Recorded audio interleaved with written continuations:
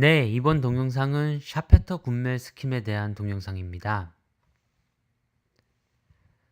샤페터 군멜 스킴의 중요성은 아무리 강조해도 지나치지 않을 거라고 생각을 하고요. 적어도 계산전자공학의 입장에서는요. 이건 지금 슬라이드에서 보고 계신 것은 2015년에 시스패드라는 저희 쪽 관련 중요한 학회가 있는데요. 거기서 어떤 마크 런드스트롬이라는 유명한 교수님이 초청 발표를 한 내용입니다. 제목을 보시면 아시겠지만 40년의 시간이 흘렀는데도 드리프트 디퓨전 모델과 컴퓨테이셔널 일렉트로닉스가 여전히 잘 해나가고 있다. 이런 제목이 보이시죠? 그런데 분홍색으로 제가 표시한 것 The equation that started it all 라는 이 부분이 물론 이 논문에서는 여러 가지를 포함을 하고 있습니다만 제가 생각하기에 가장 중요한 것은 바로 샤페터 군멜 스킴이라고 생각합니다. 그만큼 중요한데요. 오늘 이 동영상에서는 그 모든 유도 과정을 다루는 것이 아니라 어떻게 하면 샤페터 군멜 스킴을 인투이티브하게 이해할 수 있는지에 대해서만 다루도록 하겠습니다. 우리는 그동안 지난 드리프트 디퓨전을 위한 동영상에서 나이브한 어프로치라고 부르면서 간단하게 이산화한 방정식을 사용을 했었습니다.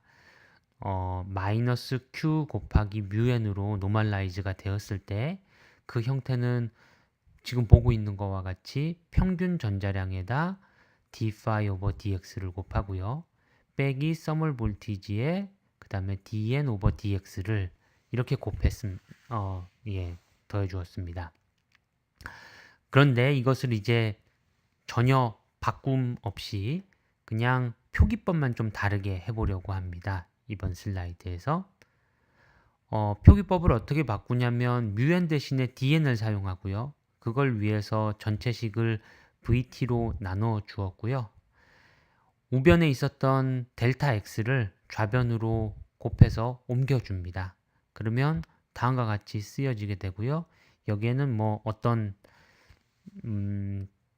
어프록시메이션이나 그런 것도 없이 그냥 변환이 되었습니다. 이 우변을 보시면 n 서브 i 플러스 1과 n 서브 i가 나오죠. 그래서 이것을 n 서브 i 플러스 1과 그 다음에 n 서브 i의 개수들의 형태로 표현을 해보도록 하겠습니다. 그러면 이와 같이 나오게 되죠. n 서브 i 플러스 1에 대해서는 개수가 저렇게 나타나고요. 그 다음에 마이너스 ni의 개수에 대해서도 뭔가 저렇게 나타나네요.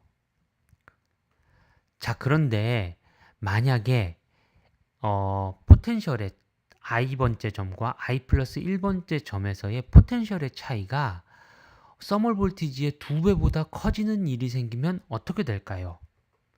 그러면 그 앞에 있는 개수들이 1 빼기 2분의 VT로 나눠준 포텐셜 디퍼런스이기 때문에 이것이 플러스로 이 서멀 볼티지보다 커지거나 혹은 마이너스 2 서멀 볼티지보다 작아지거나 어떤 경우가 되든지 간에 둘 중에 하나는 음의 값을 갖게 됩니다.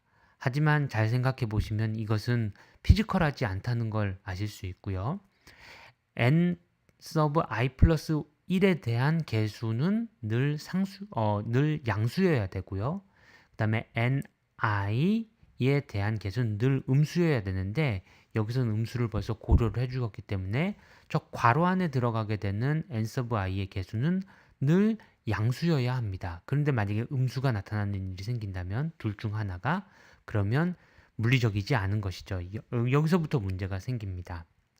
바로 샤페터 군멜 스킴은 이 문제를 다음과 같이 해결합니다.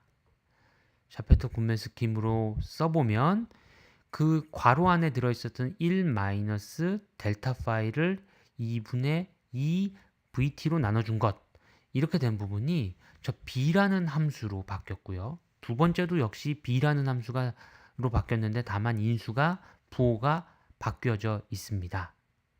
여기서 b는 무엇이냐? b는 베르누이 함수라고 불리는 것이고요. b of x는 x를 exponential x-1로 나눠준 것입니다. 여기서만 보시면 이게 도대체 뭘 말하는지 이해가 어려울 것 같아서 베르누이 함수를 한번 그려보도록 하겠습니다. 베르누이 함수는 다음과 같이 그려져 있습니다. x에 대해 가지고 b of x를 그려보면 이것이 일단 디크리징하는 함수고요. 그 다음에 0에서는 1 값을 갖게 됩니다. 그리고 음의 값에서는 더 큰 값을 가지고요. 양의 값에서는 더 작아지는 그런 값을 가지는데요. 몇 가지, 두 가지 극한을 생각을 해볼 수가 있습니다.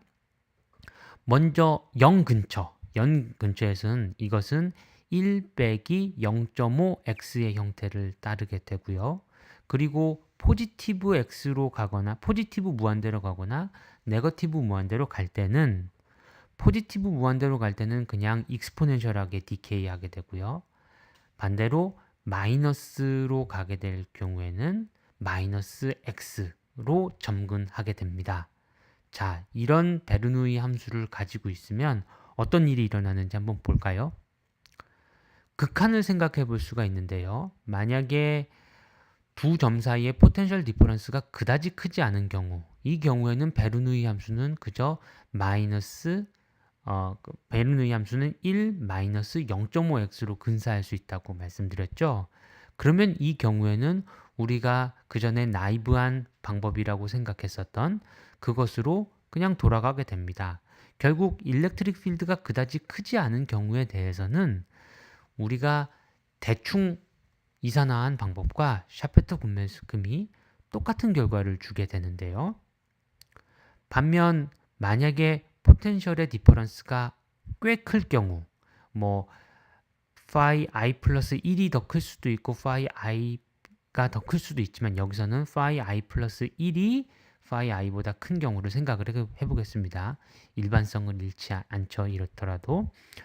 자, 이런 경우에는 어떻게 될까요? 베르누이 함수가 하나는 포지티브 값에 대해서는 거의 없다시피 사라지게 될 것이고 네거티브 값에 대해 가지고는 마이너스에 해당하는 값으로 나타나게 될 것이기 때문에 어떻게 정리가 가능하냐면 다음과 같이 정리가 가능합니다.